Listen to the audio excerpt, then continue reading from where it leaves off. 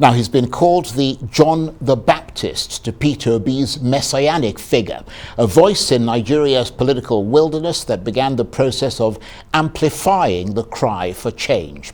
But despite his best efforts, the former presidential candidate, Professor Kingsley Moghalu, who's also a lawyer, political economist, and former deputy governor of the Nigerian Central Bank, never got as far as he would have liked.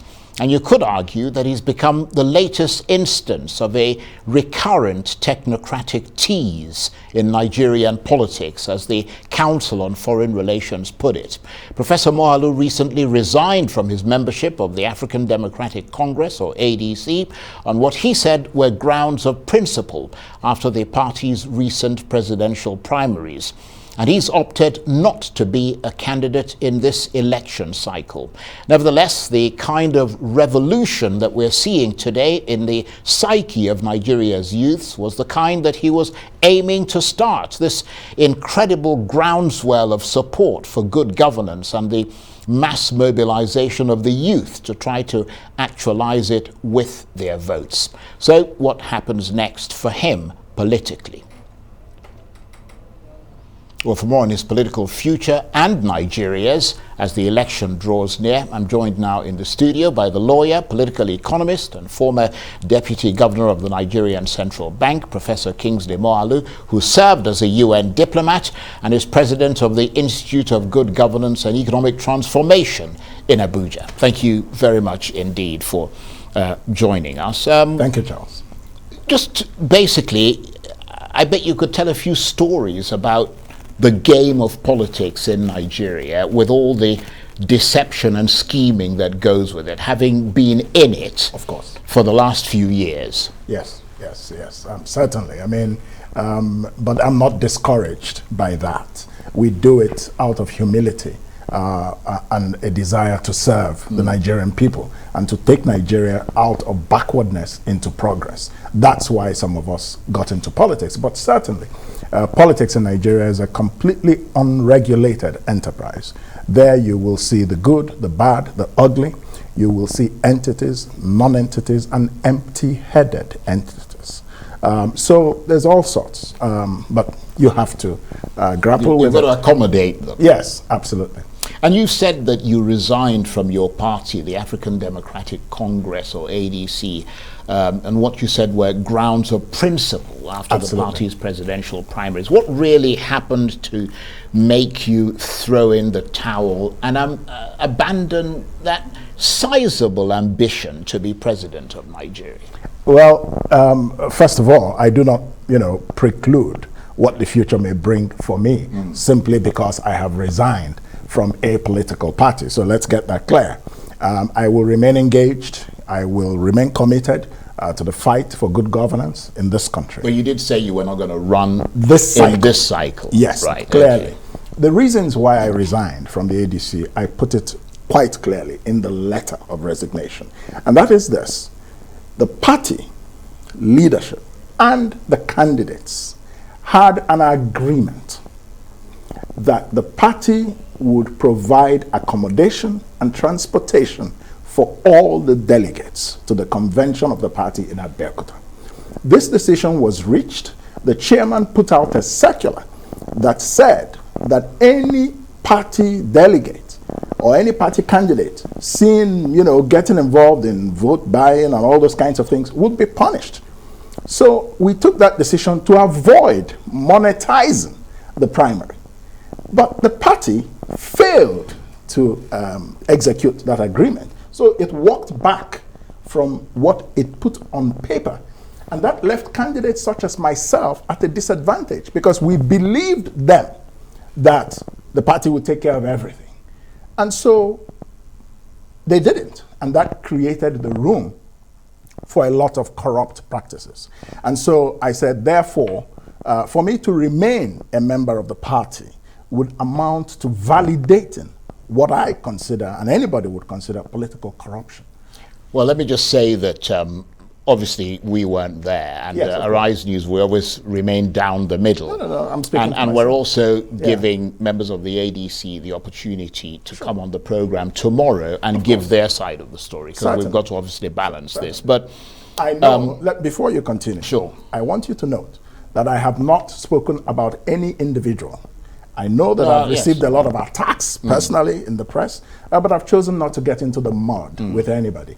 Pigs live in the mud. I don't. Right. Well, you've made the point, your position clear, and the reason that you took the decision that you did. Yeah. So what happens to all those promises to bring your knowledge and experience to bear in a transformative capacity in Nigeria? That's still possible. It's still possible. One of the reasons that I established the Institute for Governance and Economic Transformation is precisely for that purpose, to use the think tank to advise and to guide the members of the government, the National Assembly, people seeking office.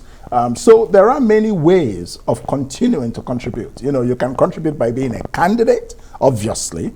And after I resigned, several parties came to me saying, your political brand is very powerful, and we would like you to be our candidate. Primaries have closed, but we will do a substitution to put you on the ticket. And I considered several factors, and I said, look, it's not about ambition. It's about a desire to serve. It's not about myself.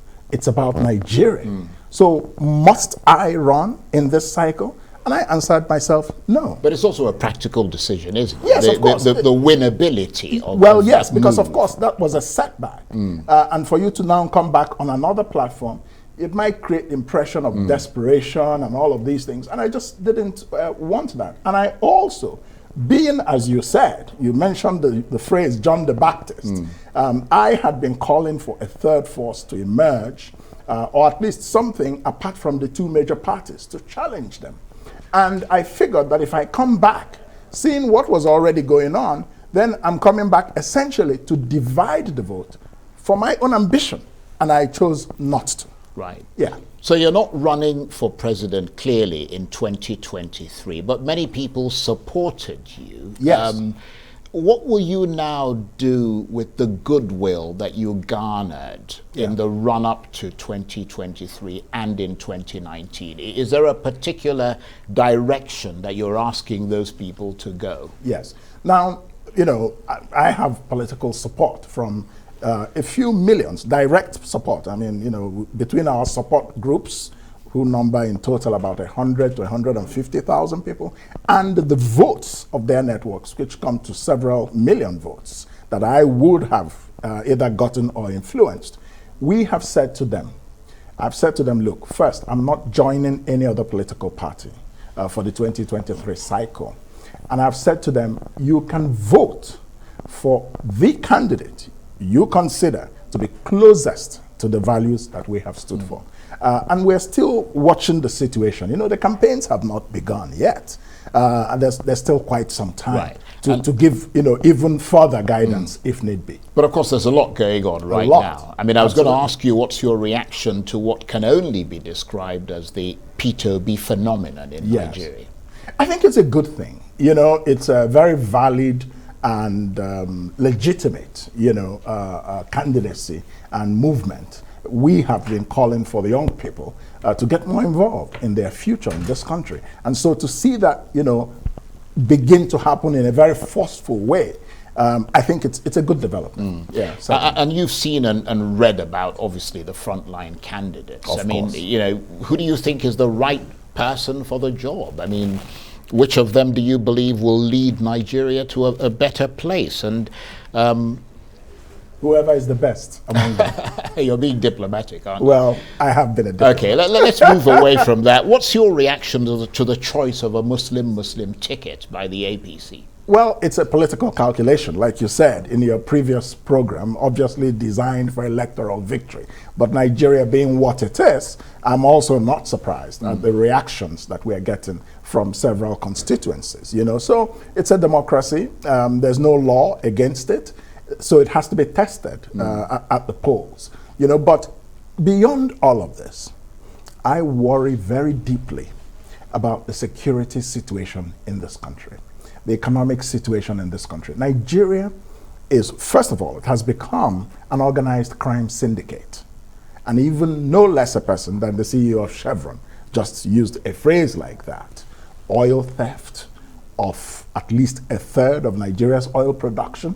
You know, you have terrorists overrunning the place, breaking prisons and shooting at presidential convoys with no consequence, you know, and so many other things going on. And you see that there is a clear and present danger that Nigeria could be overrun by terrorists.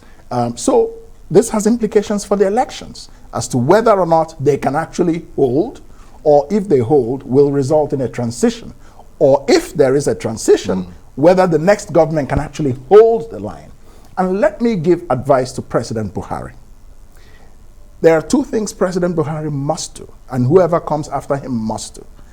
There's no getting away from it. It's clear that Nigeria's national security apparatus cannot protect Nigerians from terrorists. We've seen more than enough to convince us, and so I'm not saying anything if I say what is obvious.